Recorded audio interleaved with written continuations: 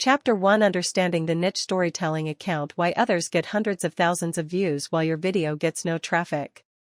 Hello everyone. Welcome to this complete guide to overseas TikTok storytelling accounts. If you're watching this video, then chances are you've already seen a lot of storytelling accounts. Some accounts only have a few thousand followers, yet they get hundreds of thousands or even millions of views. Some accounts just clip simple TV drama scenes, and they get steady traffic every single day. That makes a lot of beginners think, these videos don't look that hard. So why do other people go viral while my videos get no views? Truth is, most beginners are heading in the wrong direction from the very start. They think the core of a storytelling account is editing skills. They think they're not good at transitions, not good at effects, not good at color grading, so their videos turn out bad. But in reality, what matters most in storytelling accounts is never the technique. It's the content selection. You'll notice that many viral storytelling videos don't even have complicated effects. They just line up the scenes in order, add some narration, and easily get hundreds of thousands of views. Why is that? Because viewers didn't click to see your editing. They clicked to see the story. This is very important. Remember this sentence. Audiences are not paying for your skills. Audiences are paying for the story. So before you start learning to edit, we need to understand what a storytelling account really does. In essence, a storytelling account helps viewers save time. Normally, if viewers want to finish a TV series, it could take dozens of hours, or even hundreds of hours. But with a storytelling account, viewers can catch the best parts in just a few minutes. So the job of a storytelling account is really one thing: curating, cutting out the boring parts, keeping the exciting parts. You'll realize that the core competition of storytelling accounts isn't about editing software. It's about your ability to pick the right material. Let us take The Rookie as an example. Many beginners get their hands on the footage and start editing from episode 1, episode after episode, following the show's original order. But the video they end up with is incredibly boring. Why? Because the pacing of a TV drama is completely different from short-form videos. TV dramas need setup, need character development, need world building. But short-form viewers have zero patience. They want to see conflict within the first 3 seconds. They want a hook within 10 seconds. They want a twist within 1 minute.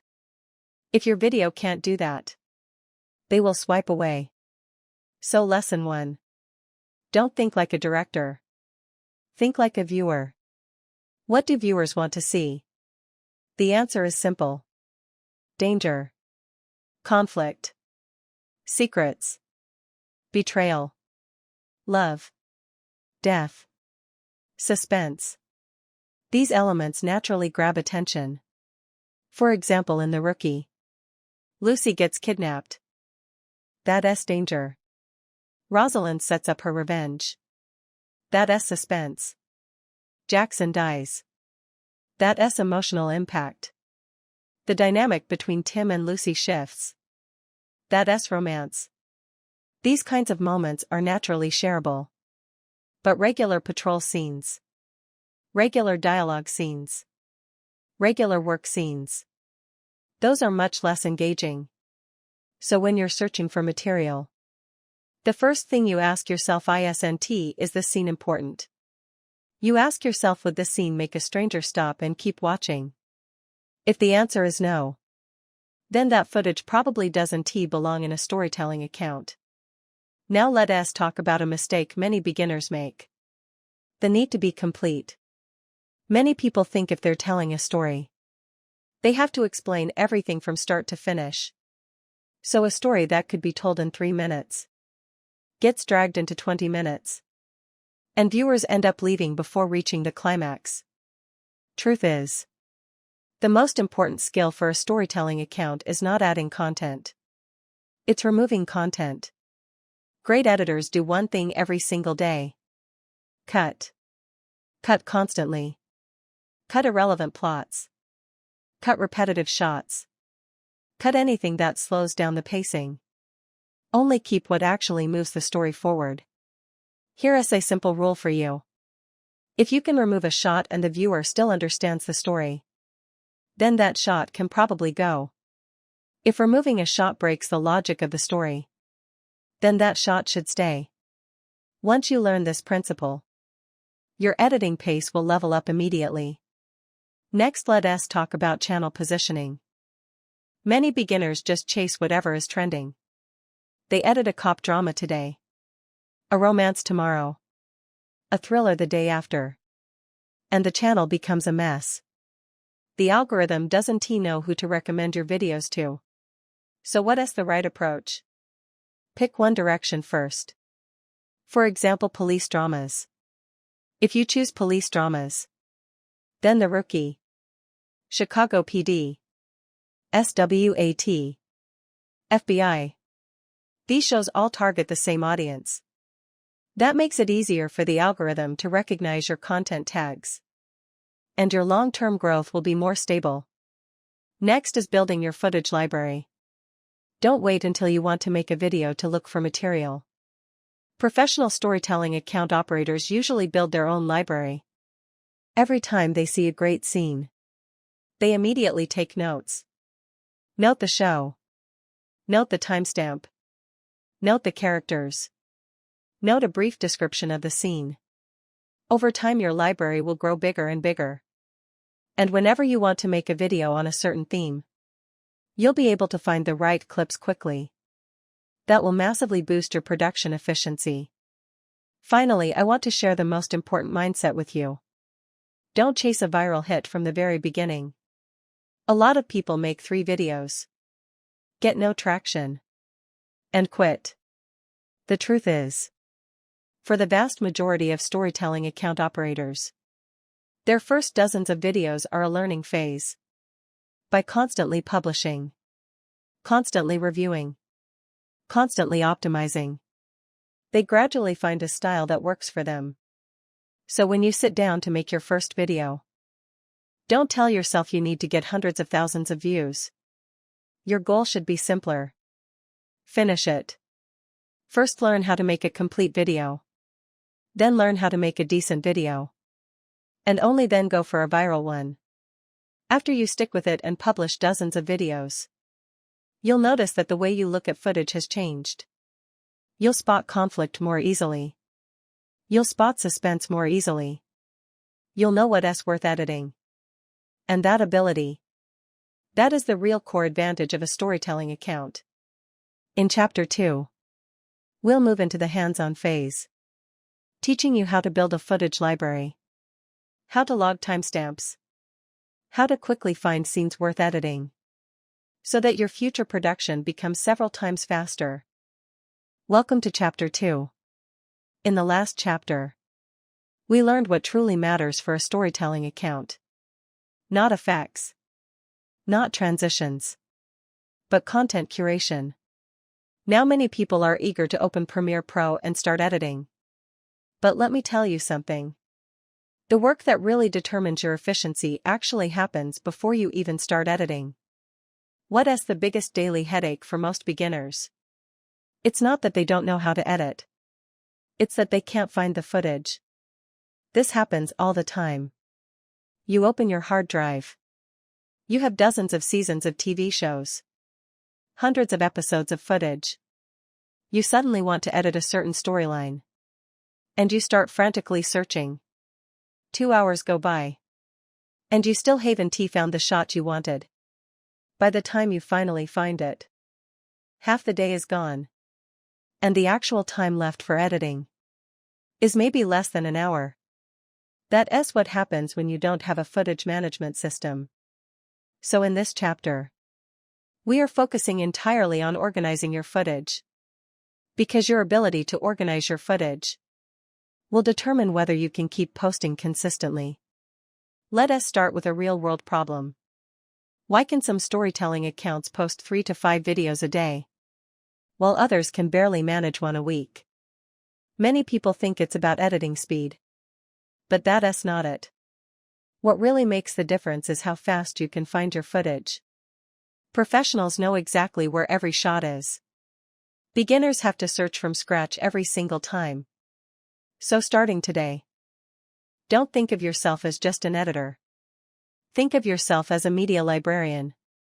Your job is not just to cut videos, but to build your own footage database. First, create a master folder. I recommend naming it directly Storytelling Footage Library or TV Clip Library. Inside, sort by show title. For example, The Rookie, Chicago PD, SWAT, FBI, SEAL Team. Create a separate folder for each show. That way things never get mixed up. Next, go into each show's folder. Sort by season. For example, Season 1, Season 2, Season 3, Season 4, Season 5, Season 6. Then under each season continue sorting by episode. For example, S01E01, S01E02, S01E03. All the way to the final episode. Many people think this is a pain. But trust me. Future you will thank present you. Because once your footage reaches hundreds of gigabytes, any amount of chaos will drive you insane. Now let us move to the second step. Creating a footage index. This is a common method used by professional storytelling account operators. Open Excel or Google Sheets. Create a new worksheet. Column 1 is the episode name or number. Column 2 is the timestamp. Column 3 is the character. Column 4 is a brief description of the scene. Column 5 is notes. For example, episode S02E11. Timestamp 12 minutes 15 seconds. Character Lucy. Description: kidnapped by a suspect. Notes: high-intensity scene. Another example. Episode S03E14. Timestamp 31 minutes 42 seconds. Character Jackson. Description: major turning point. Notes: emotional beat. What is the benefit of doing this? Later, when you want to find scenes related to Lucy, just search for Lucy. And every shot appears instantly. Want to find kidnapping scenes? Just search for kidnapping. And every shot appears instantly. Your efficiency will multiply. Now step 3. Create a character-based footage library. This trick works especially well for storytelling accounts, because many videos follow character arcs. For example, Tim's growth arc, Lucy's growth arc, Angela's growth arc, Jackson's growth arc. So in addition to sorting by episode, you can also sort by character. Whenever you spot an important shot, copy it to the corresponding character folder. When you want to make a character compilation later, you won't need to go through the episodes again. Just open that character's folder. Now step 4. Collect highlight moments. Most people save entire episodes, but professionals save highlight clips. What does that mean? When you see an especially great shot, don't just note the timestamp. Cut it out right then. Save it separately. For example, shootout highlight, interrogation highlight, car chase highlight, tearjerker highlight, explosion highlight, confession highlight. That way when you want to make a montage later, you don't have to open full episodes again. You just pull from your highlights folder. Your speed will be scary fast. Now step 5. Learn to use tags. Tagging is one of the fastest ways to boost your efficiency. For example, suspense, action, romance, tearjerker, twist, revenge, kidnapping, death, shootout, escape. Whenever you spot a scene that fits, add the tag immediately. Later, when you want to make a certain type of video, just search the tag. Most people spend an entire day looking for footage. A professional finds it in 10 minutes. That's the gap. Now let us talk about a common mistake. Many beginners hoard every piece of footage they find. They can't bear to delete anything, so their hard drives get fuller and fuller, and their folders get messier and messier. But the truth is, a footage library is not better because it's bigger. It's better because it's more precise. If you will almost never use a shot again, you can absolutely delete it. If a scene is completely unremarkable, there's no need to save it. What matters most in a footage library is quality, not quantity. Now let us go over the filtering standard. What kind of footage is worth saving? Here is a simple formula for you. Conflict plus suspense plus emotion. If a scene has all three, save it with priority. For example, a suspect takes a hostage. That's conflict. The police search for the real culprit. That's suspense. A teammate dies. That's emotion. These types of scenes naturally have viral potential. Regular work scenes. Regular conversation scenes. Usually you probably don't want to prioritize saving them. Now let us talk about how to skim through footage efficiently, done in under 15 minutes. That's a huge efficiency gain. Now step 6. Come across a video, analyze it. Why did it go viral? Was it the title? Was it the story selection? Was it the editing style? Create a dedicated folder. Save good examples. Write down the ending, the transitions, the subtitle style. Over time, you will notice that many viral videos follow similar patterns. And then you will have your own content database. Footage can seem boring. It might not feel creative at all. But it is the most critical step in running a storytelling account. Because the more organized your library is, the higher your production efficiency becomes. When others are still searching for their shots, you are already exporting your video. When others are still scrubbing through episodes, you have already posted your next piece of content. Over the long run, this efficiency advantage compounds and eventually creates a massive gap. Many beginners think viral hits come from inspiration. But viral hits actually come from preparation. When your footage library is solid, when your tags are clear, when your timestamps are detailed, you will realize making a storytelling video no longer takes a whole day. It might take just a few hours. Or even just a few dozen minutes. 01. The rookie _Tim Lucy _001. That way, even if you create hundreds of projects, you can still find the right funnel. This is your warehouse. All your footage lives here. Video, audio, images, subtitles. Everything is managed from here. Many beginners dump everything in the same place, which makes it impossible to find anything later. So the first thing you do is create bins. Right-click. New bin. Name it video. Then keep creating. Music, footage. Don't import your entire hard drive at once. Only import what you need for the current project. For example, if you are making a video about Lucy getting buried alive, then only import the relevant episodes. Relevant music. Rate 30 or 60. Choose based on your source footage. Because the vast majority of short-form video platforms now prioritize vertical content. Now click Create. Your timeline is officially ready. Most TV footage is horizontal, but TikTok needs vertical. So what do? Many beginners just zoom in on the picture, as later they don't interfere with each other.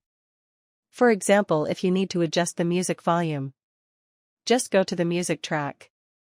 No need to hunt through the entire timeline. Now let us talk about proxy files.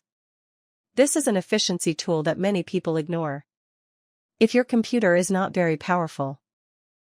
In simple terms, Premiere will generate low-resolution versions for you to edit with, then automatically link back to the original media when you export.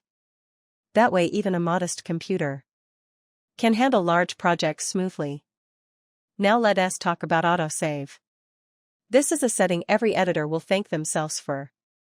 Go to Edit, Preferences, Autosave. Set it to every 5 minutes. Many people edit for hours. Then the software crashes, and the project disappears. Having her start adding music right away, adding effects right away, adding transitions right away. And after a full day of editing, the story still does not make sense. The correct workflow should be the opposite. First tell the story, then add the polish. So for now, ignore all effects. Drag all your story footage onto the timeline. Arrange it in the order the events happen. For example, Lucy gets an assignment.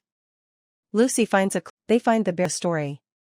Then your rough cut is already half done. Then start reviewing. Are there any duplicate shots? Are there any meaningless shots? Are there any parts that drag? Editing is not about adding. It's about removing. Really good editors spend their time cutting things out every day. Because the viewer's most valuable resource is not time. It is an entire workflow. Footage is organized. Music is organized. Subtitles are organized. The project has version control. The timeline has structure. At this point, you already have the foundation for professional work.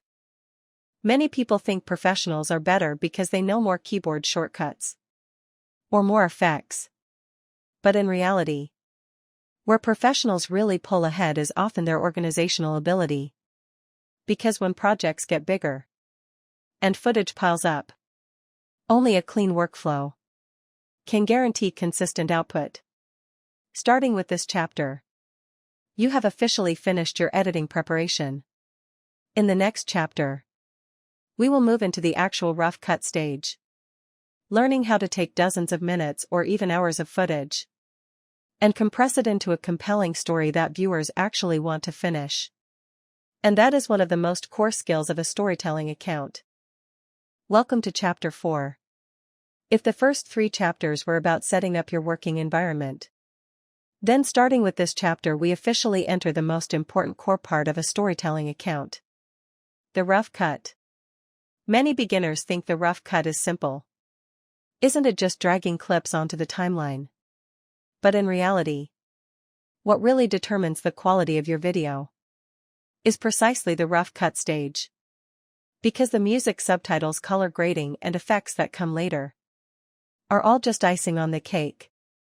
The rough cut decides the story itself. If the story is not good, no amount of effects can save it. So before we start, remember this sentence. A storytelling account is not video editing. It is story restructuring. What you are really doing is not splicing clips. It is retelling a story. Let us use a common example. Suppose you are making a video about Lucy being buried alive. What is the first reaction of many beginners when they get the footage? Start from the beginning of the events. Lucy goes on a mission. Lucy tracks a suspect. Lucy gets attacked. Lucy goes missing. The police investigate. She gets rescued. That seems fine on the surface. But the view count is often low. Why? Because the pacing is too slow.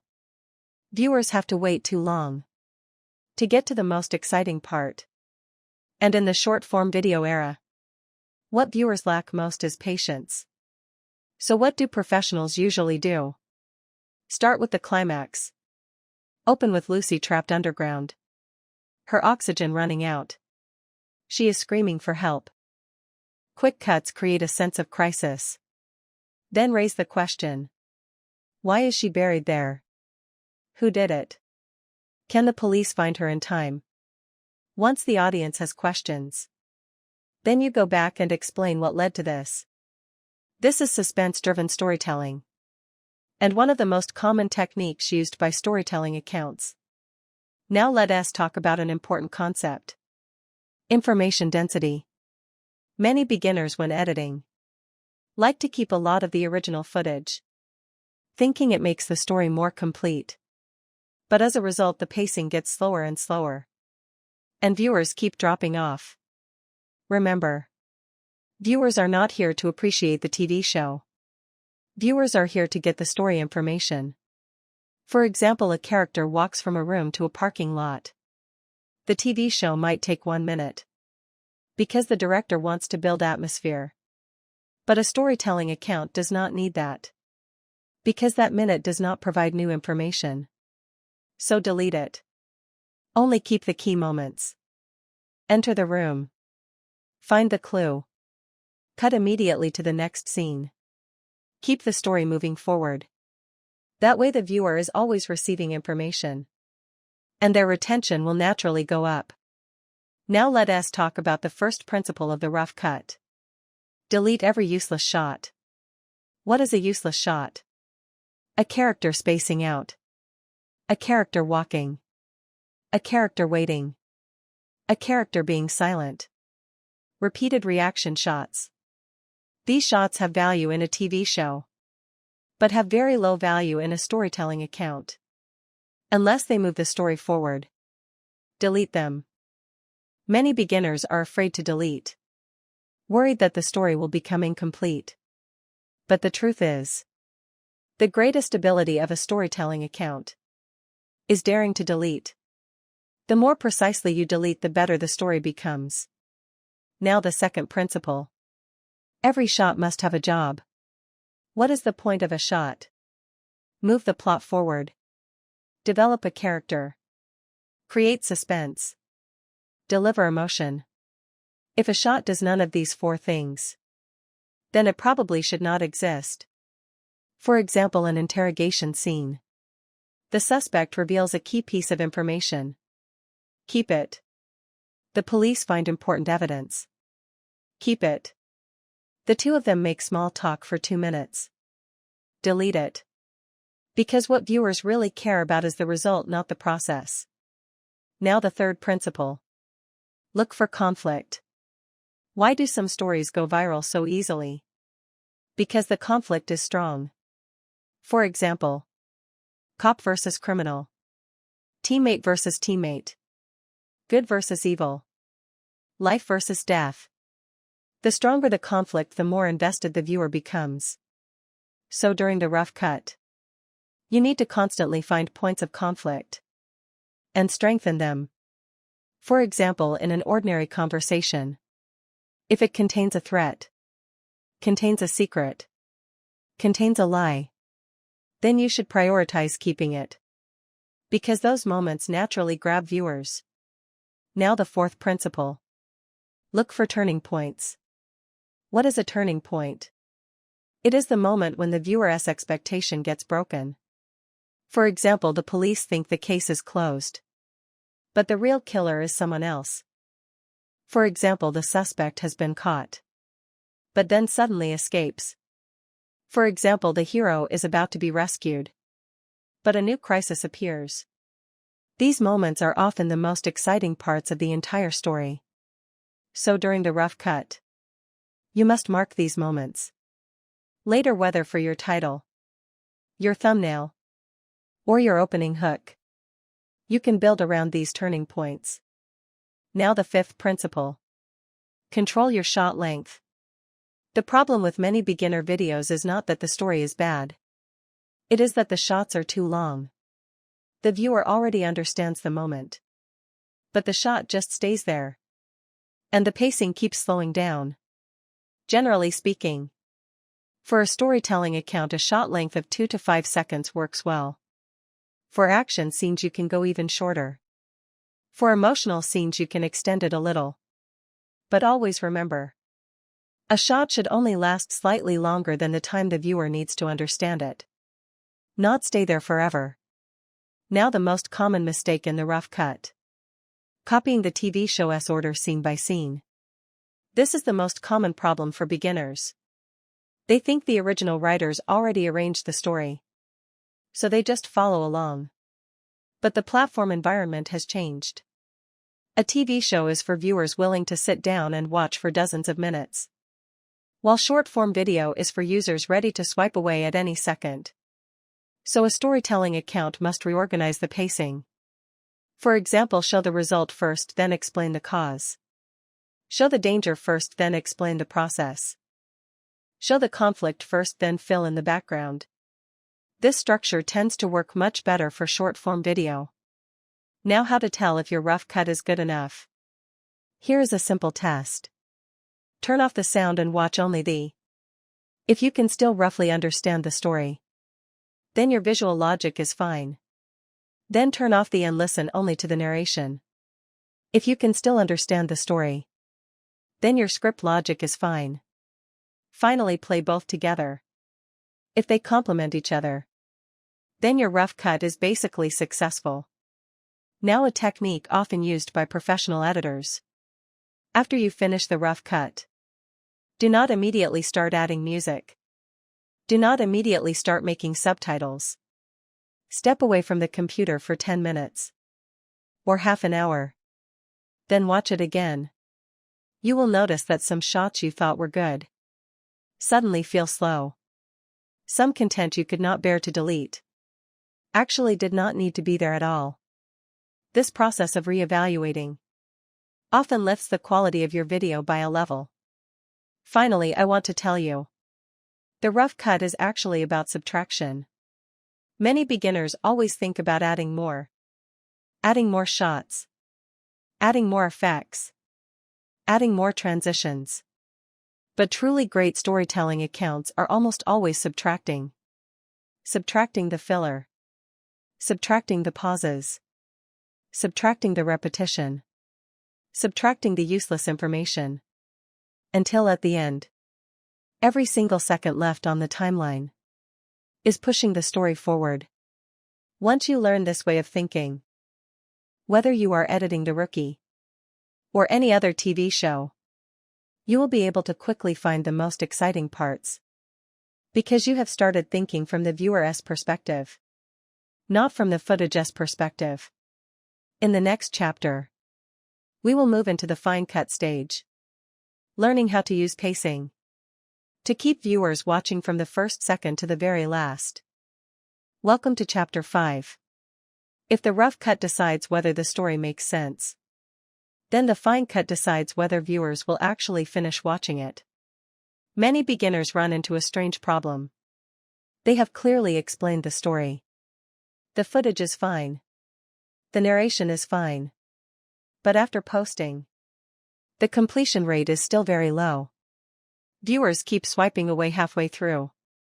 Why does this happen? The answer is simple. Because clear does not mean compelling. And the job of the fine cut is to make the story compelling. Let me start by telling you a fact. Viewer attention is very short.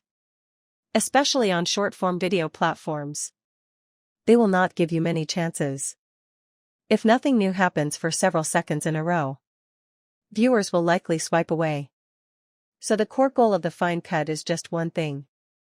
Keep giving viewers new content. Keep creating anticipation. Keep pushing the story forward.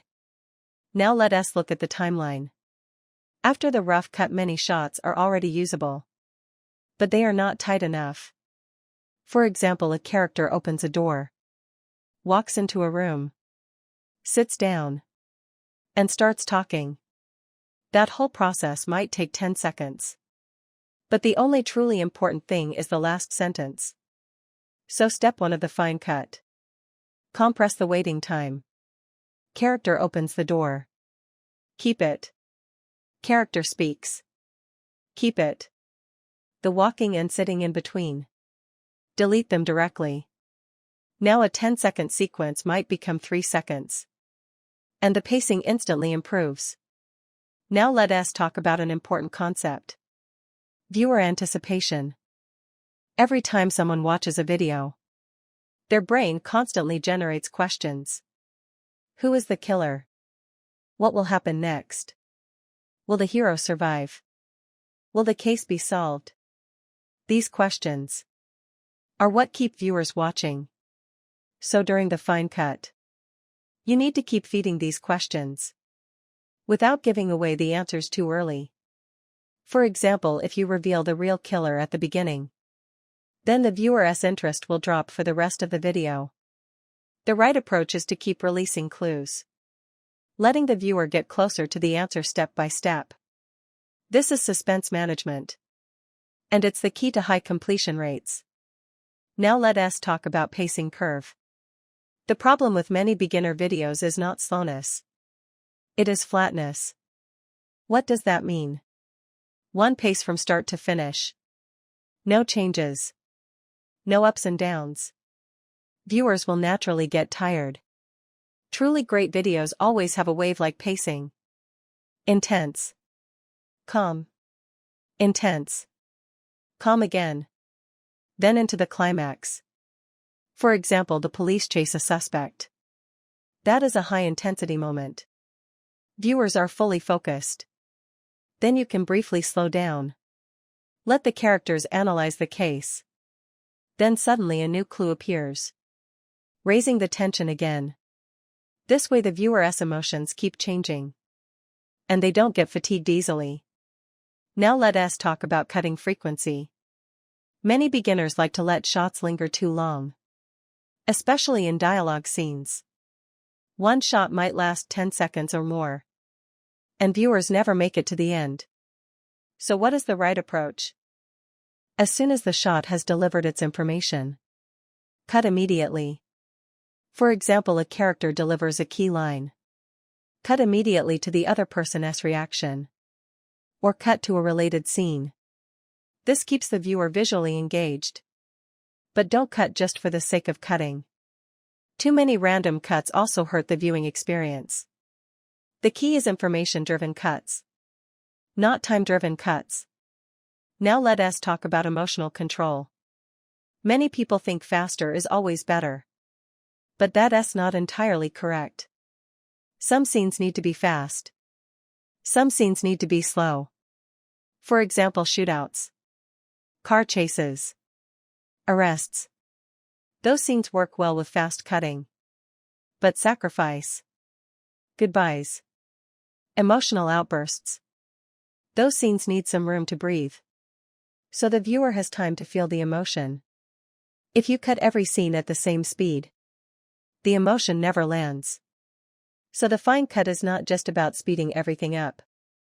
It's about adjusting the speed based on the story. Now a very practical method. The deletion test.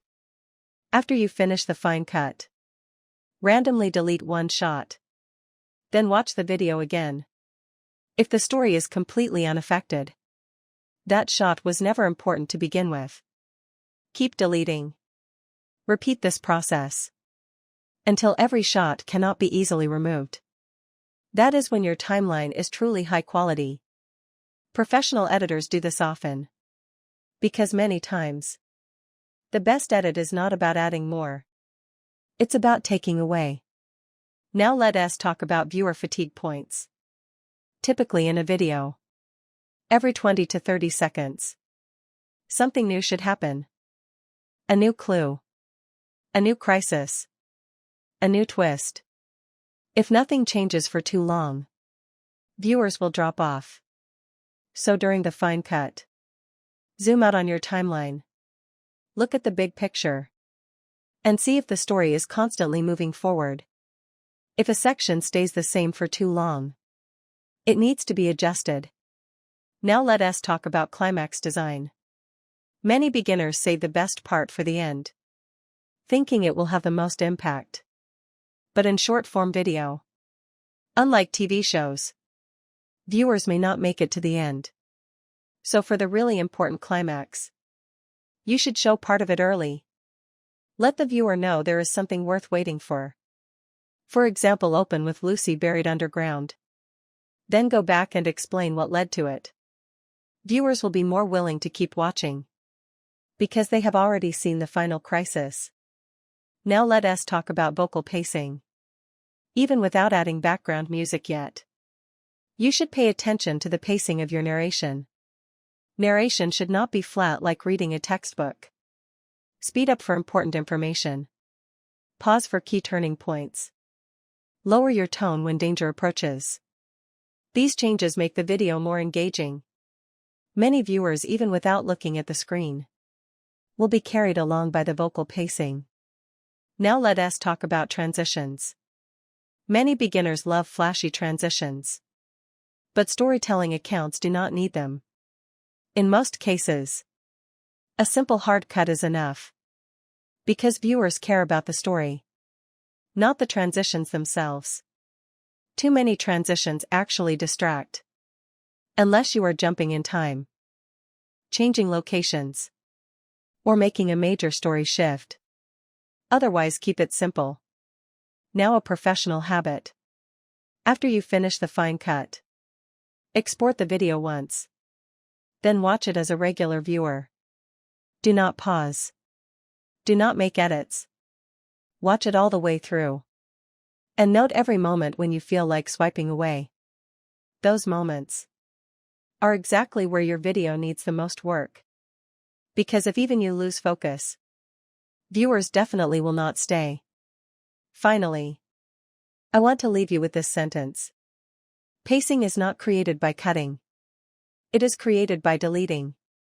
Every time you remove a useless shot, the pacing improves a little. Every time you remove a meaningless sentence, viewers pay attention a little more. When you learn to constantly trim the fat and compress every minute into its most valuable state, your videos will naturally become more and more compelling. In the next chapter, we will start working on the subtitle and narration system, learning how to make the script and work perfectly together to further boost completion rate and viewer retention. Welcome to Chapter 6. So far we have finished organizing footage, setting up projects, rough cutting and fine cutting. The story on your timeline is basically in place. But one crucial piece is still missing before it becomes a real finished video. The narration. Many beginners think subtitles are just typing out the dialogue, and narration is just retelling the plot. But in reality, subtitles and narration often decide how far your video can go. Because for most viewers, they don't follow the story through they follow the story through the narration. Especially in the overseas TikTok storytelling space. A lot of users scrolling through videos don't pay extremely close attention to every single shot. They are mostly listening to the story.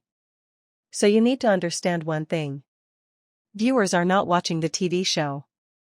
They are watching the way you tell the TV show. Let us start with the narration script. Many beginners when writing scripts love to do one thing. Retell the plot from start to finish. For example, Lucy got on with that script? No. But it is boring. Because it only describes what happened without stirring up any emotion in the viewer. Truly great storytelling narration is always building anticipation.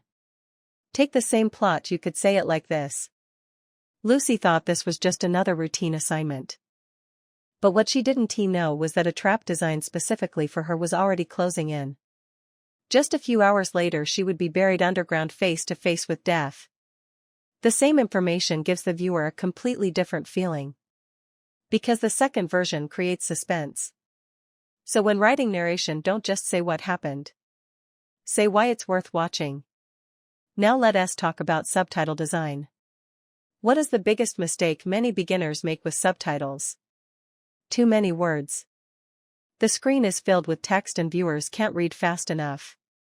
Remember, subtitles are there to help understanding, not to be reading material. Keep each line as short as possible.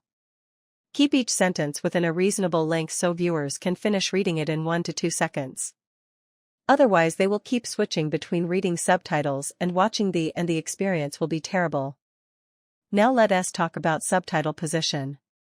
Many people put their subtitles at the very bottom where they often get blocked by platform buttons or the progress bar. The right approach is to move them up slightly so they display properly on different devices. Also keep them consistent, don't put one line at the top and the next at the bottom. A consistent position makes your video look more professional. Now let us talk about keyword emphasis. What are keywords? For example, death, kidnapping, truth, killer, betrayal, secret, danger. These words naturally grab attention. So when designing subtitles you can bold them, make them larger, or show them alone. The viewer's brain will catch those words first, which helps increase retention. Now let us to read the entire thing before understanding. That badly hurts the pacing. The right approach is to break the sentence by meaning.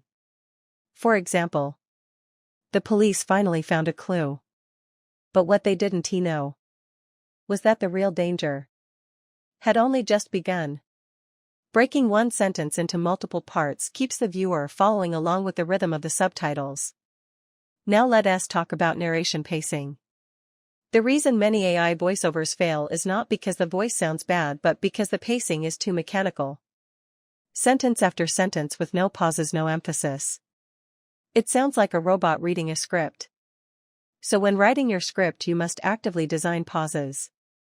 For example, the police finally found the suspect. But just when everyone let their guard down, a new twist happened. The pause here naturally creates suspense and makes the viewer want to hear the next sentence. Now let us talk about voiceover choice. Most storytelling accounts now use AI voiceovers because they are more efficient, cheaper, and allow faster output. But not every voice works for storytelling narration. Generally speaking, you want a natural tone, clear pronunciation, and a strong narrative feel. Avoid overly dramatic voices, because the story itself is already engaging enough. The voice should serve the story, not compete for attention. Now let us talk about speaking speed. Many beginners think faster is always better for storytelling accounts, so they crank up the speed to extreme. But viewers can't keep up. So what is the right approach? Mix fast and slow. Keep normal narration at a regular pace. Slow down slightly for key moments. Pause appropriately for major twists. That way viewers don't feel rushed but can still follow the story. Now let us talk about syncing narration with the. This is a key factor in professionalism. For example, you say the police found important evidence but they still shows a character walking. This mismatch badly hurts the viewing experience. The right approach is when your narration mentions evidence, they shows the evidence. When your narration mentions danger, they shows the danger. Let sound and vision deliver thee together. That way viewers understand much faster. Now let us talk about emotional delivery. The reason many storytelling accounts fail is not bad content but lack of emotion. For example, when a character dies, if your narration stays flat, it is hard for viewers to feel it. But if you adjust your delivery slightly. For example, they finally found Jackson. But everyone knew. It was already too late. One simple sentence and the emotion lands immediately. So your script is not just delivering information, it is also delivering emotion. Now let us talk about hook design. What is a hook? It is the reason for the viewer to keep watching. Generally, every few dozen seconds a new question should appear. For example, the police clearly caught the suspect, so why isn't the case over yet? Lucy clearly got rescued, so why is she still afraid? These questions keep driving the viewer forward. Now let us talk about ending design. Many beginner videos end very abruptly, the story stops and the video stops with no closing. The right approach is to leave the viewer with one last impression. For example, a summary, a twist, or a preview of the next part of the story. That not only improves memorability but also boosts click-through rates on your future videos. Finally, I want to tell you, great narration does not tell a story, it takes the viewer through the story. Subtitles are not text, they are a pacing tool. Voiceover is not sound, it is an emotional tool. When these three come together, viewers will forget they are watching a video and become immersed in the story itself. And that immersion is the real source of high completion rates and high view counts. In the next chapter we will move into background music and sound effects design. Learning how to use audio to amplify viewer emotion and make the same story produce a completely different effect. Welcome to Chapter 7. If the plot decides whether viewers click on your video and the narration decides whether viewers understand it, then the music decides whether viewers feel it. Many beginners when making their first storytelling account focus only on spending hours finding footage, adjusting subtitles and rewriting scripts while ignoring the importance of audio. As a result, the video always feels like it is missing something. The story is good, but there is no tension, no immersion, no emotional impact. And the problem is almost always the music and sound effects. In this chapter we focus entirely on sound design. First, understand one concept: music is not background, it is an emotion amplifier. A viewer watching the exact same shot with different music will have completely different feelings. For example, a character walks into a room with suspense music, the viewer thinks danger is coming. With warm piano music, the viewer thinks this is an emotional scene. With epic music, the viewer thinks something big is about to happen. They did not change. What changed is the viewer's emotion. So music is never just something you throw on at the end, it is part of the story. Now let us go over the most common music types for storytelling accounts. First, suspense music. This type is usually used for investigations, tracking, case analysis, when a killer appears or when a secret is revealed. For example, the Rosalind storyline, most of it works well with a suspenseful mood. The musical characteristics are usually a low bassline, slow pacing and building pressure that makes the viewer feel uneasy. Second, action music. Used for car chases, shootouts, arrests, raids and missions. This kind of music has a faster tempo and more prominent drums, pushing the viewer's excitement higher. Third, emotional music. Used for sacrifices, goodbyes, character growth and reunions. This music usually features piano strings and soft melodies. Its main job is to amplify emotion. Fourth, epic music. Used for climax scenes, final confrontations, major twists and hero moments. This kind of music often has a clear rising structure that keeps building the viewer's anticipation. Now, a common beginner mistake: using only one song from start to finish. This is one of the biggest problems in many storytelling accounts. The viewer's emotions gradually go numb because the music never changes even though the story itself does. So what is the right approach? Switch music based on the story. During the investigation, use suspense music. When the truth is found, start building the music. When the chase begins, switch to action music. When the mission is complete, switch to emotional music. That way the viewer's emotions change along with the story. Now let us talk about volume control. Many beginners turn the music up too loud thinking it adds more power, but then viewers cannot even hear the narration. This is a serious mistake. Storytelling accounts always follow one rule: narration first, music second, sound effects third. Music is support, not the main character. So when narration is playing, the music should automatically lower to leave room for the voice. Now let us talk about emotional build-up. What does build-up mean? For example, during the investigation phase, keep the music low in intensity. As clues increase, gradually raise the volume. As danger approaches, gradually speed up the rhythm. Finally, when the climax hits, the music reaches its highest point. That way the viewer naturally feels the tension instead of being suddenly startled. Professional editors love this approach because it makes the emotion feel more natural. Now let us talk about sound effects. Many beginners ignore sound effects completely, but in reality sound effects are often the fastest way to improve quality. For example, footsteps, doors opening, sirens, gunshots, radio static, breathing. For example, suspense 001, suspense 002, action 001, action 002, tearjerker 001, tearjerker 002. Every time you find a piece of music that works, save it to the right category. Over time, when you make new videos, you won't need to search again, you just pull from your library. This will massively speed up your workflow. Now let us talk about syncing audio rhythm with rhythm. For example, cut to a new shot on a drum beat. Hit the climax when the music explodes.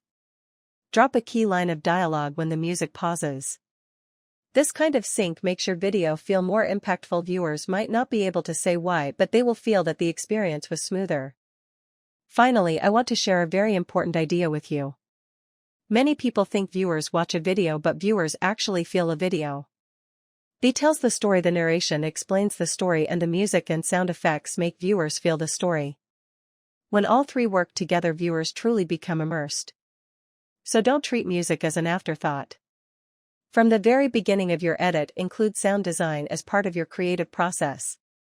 Because truly great storytelling accounts have not only great but also sound that moves the emotion.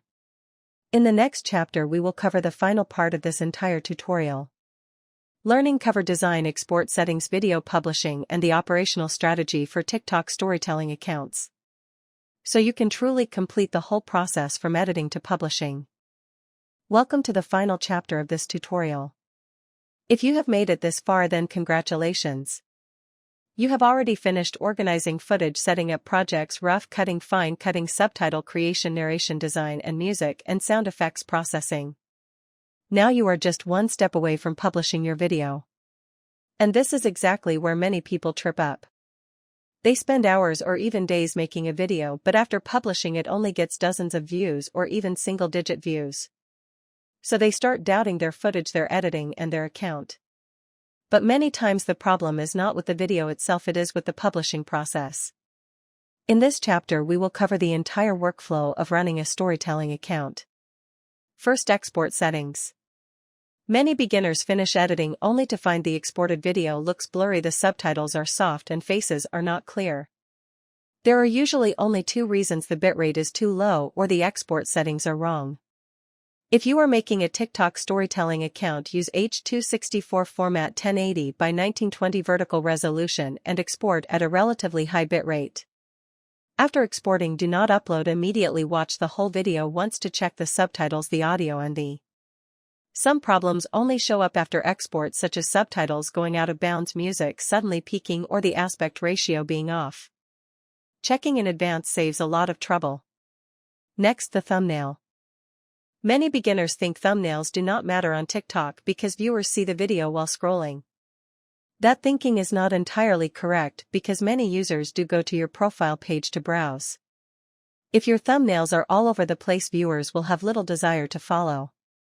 So your thumbnails should have a consistent style, such as the same font, the same layout, and the same color scheme, so your profile looks more professional. Next, thumbnail text. Do not write plot summaries, do not write a list of events. The most important job of a thumbnail is to spark curiosity. For example, a girl buried alive somehow survived. The cop who hunted the killer for 3 years finally found him.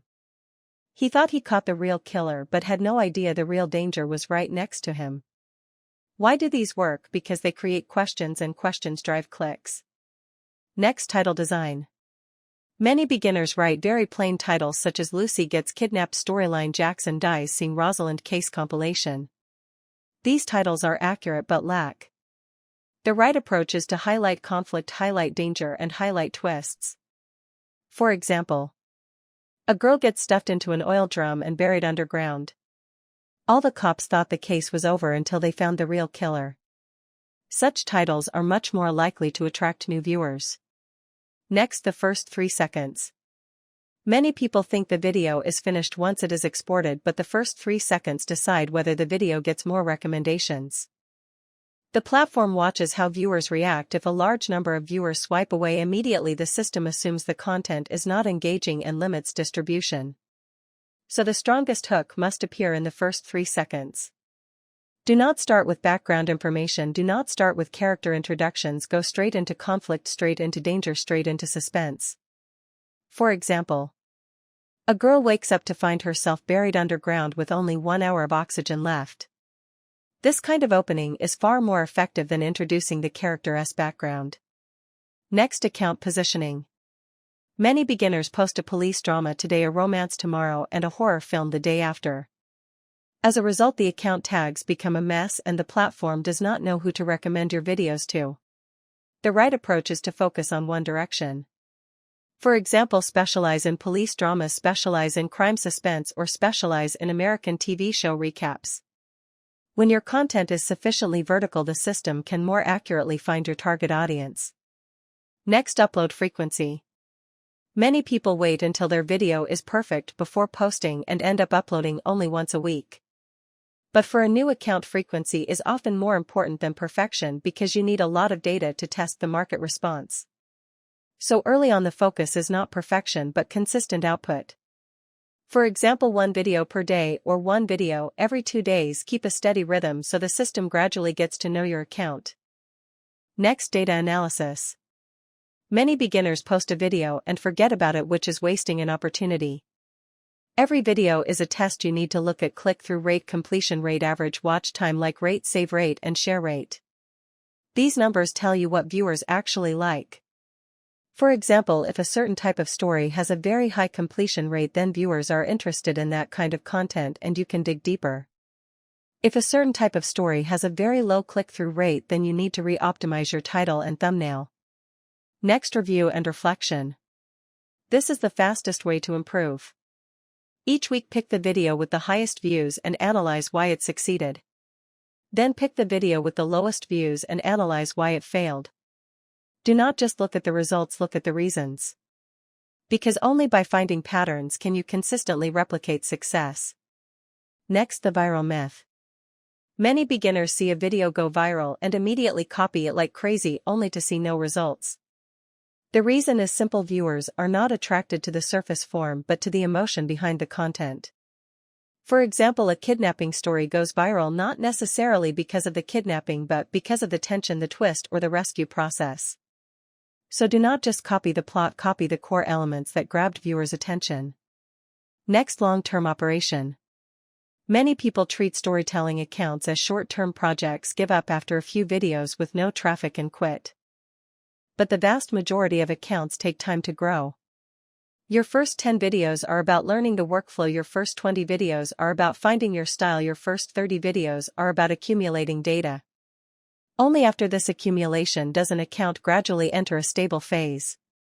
So do not judge yourself by short-term results, consistent improvement is what matters. Next, the importance of a footage library. After you have been operating for a few months, your biggest asset will not be your view counts, it will be your footage library. Because your footage will become richer, your tags more complete, and your timestamps clearer. When someone else takes a day to make one video, you might take only an hour. And this efficiency advantage will keep growing. Finally, I want to give one piece of advice to every beginner. Do not think of yourself as an editor, think of yourself as a storyteller. Because what viewers truly remember is never your transitions, your effects, or even your subtitle style. What viewers remember are stories, emotions, suspense, and the moments that made them unable to stop watching. When you can consistently find those moments and consistently tell those stories well, no matter how the platform changes, no matter how the algorithm adjusts, you will be able to keep creating content. Because what truly attracts people is never technique, it is the story itself. This concludes the complete tutorial on making overseas TikTok storytelling accounts from scratch. I hope you can truly apply this content to your own work. Start with your first video, keep trying, keep improving, and keep growing. Maybe one day when someone asks you how you made a viral video, you will realize that the answer is not complicated. It is just doing every small thing right.